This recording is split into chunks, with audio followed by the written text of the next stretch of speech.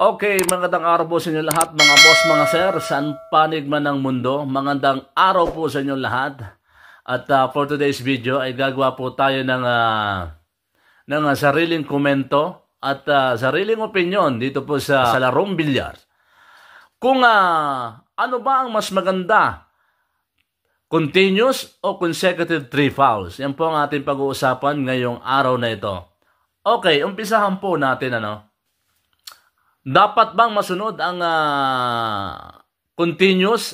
Dapat bang baguhin ang rules nito kung mas maganda ba ang continuous o ang 3 consecutive fouls At dahil po dito sa naging diskusyon itong si Carlo Biado at ni Ado ay tatalakayin po natin itong usaping ito kung anong mas maganda dito. Okay, umpisahan po natin. Halimbawa po, ganito pong sitwasyon, na-foul 1 ng kalaban ngayon, So, miscratch yung pamato, foul 1 siya.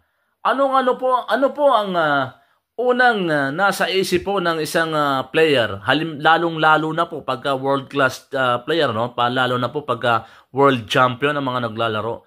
Ang unang-una pong nasa isip po ng mga player dito ay ubos po, Dahil po talaga, hindi po sila pe-placing diyan, lalo na kung ganitong kakalat ang bola. Kung ganito kakalat ang bola, wala po sa mindset ng mga world-class player na pumlesing, So, hindi po agad masusunod dito yung consecutive fouls. Dahil nga po, uubusin dito ng player ito dahil sa ganitong kalat ng bola, bali wala na lamang po ito sa mga player. At ang kagandahan po dito kung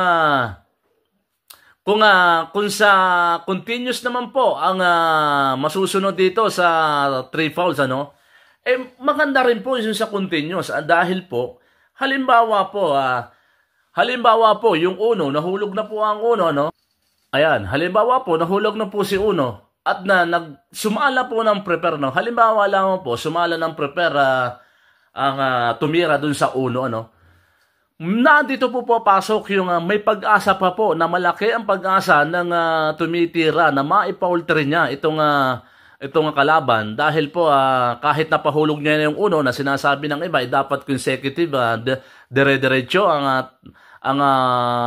tira, ang placing para ma-3 fouls mo yung iyong kalaban Dito po maganda po yung continuous dahil dito po malaki po ang pag-asa ng tumitira na maipaultre mo ang iyong kalaban dahil sa bad shot po naka-hold po yung foul na isa. Halimbawa lamang po naka-hold yung foul ni Ado na isa. So, may posibilidad na ma-foul mo siya. Kung ganitong tayo ng bola at na-placing mo, halimbawa na ipatago mo ang dos dyan ngayon sa likod ng 5, napakalaki pong bagay para doon sa tumitira na mapakulto mo siya. Dahil naka-hold pa yung foul ni Ado dito, halimbawa po, napakalaki po ng posibilidad na mapakulto mo siya dahil napakahirap po ito. Pero, hahanap pa rin po ng paraan diyan ng tumitira kung matatamaan niyan ba itong bola na ito. Malaki po ang laban ng tumitira. Halimbawa, naka 2 fouls na po siya.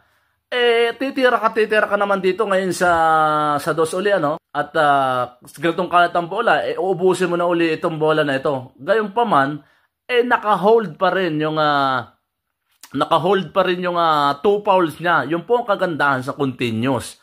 Kung yun po ang masusunod dahil kumbaga hindi pa naman po siya ay maabsuelto dahil po siya ay naka-hold pa yung 2 fouls niya. Napakalaki po ng laban ng continuous dito na para sa tumitira.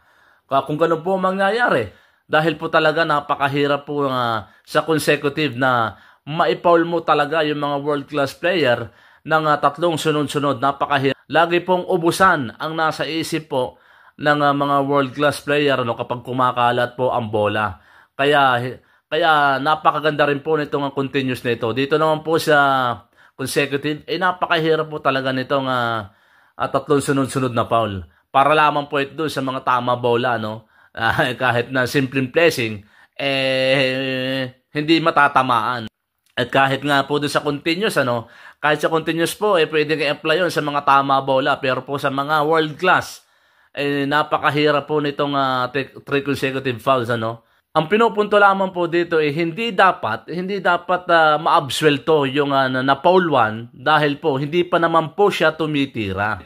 Ano po ang sense nung absuelto niya?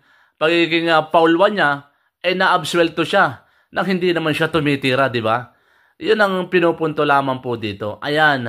At maraming salamat po kung kayo po ay sang-ayon sa aking paliwanag at opinyon, ay maaari nyo po itong sabihin tama o mali. Muli po, maraming salamat sa inyong lahat. Peace out!